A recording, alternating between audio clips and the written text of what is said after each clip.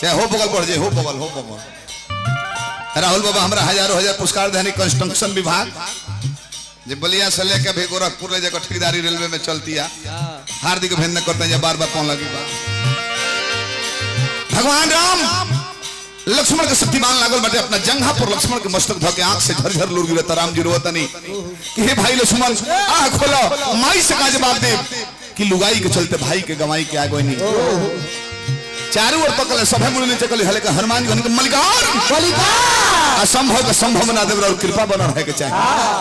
सुसेन वध के ले पर्वत सहित बूटी लेके हनुमान जी लक्ष्मण के फिर से जीवित करा देले अपना मालिक के संकट हरण करके एगो पद लेले संकट मोचन हनुमान कहा गए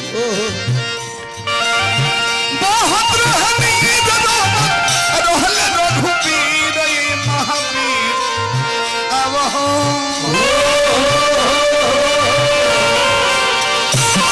महावीर अवहो चरण में झुकावले बंसी फरमाइश सब लोग चुटकुला के बाद वाला राउंड में छोटू भैया एक बाद वाला राउंड में समय समाप्त हमने के 45 मिनट या रोकब जा कुंवर जी लागी भिखारी ठाकुर में कहले बढ़ के बाबा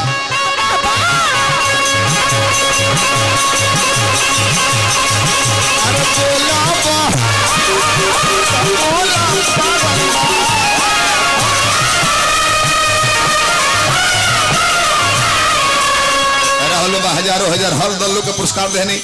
बाबा के बार बार कौन लगी करते हैं जब भगवान खुद प्रतिष्ठा में 4 चांद बोल रहे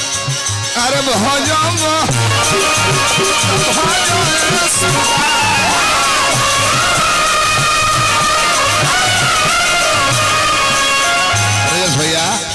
तनिया रो मंच को और संबंध हवा के तनिया जाए हर जगह मान सम्मान दिले जा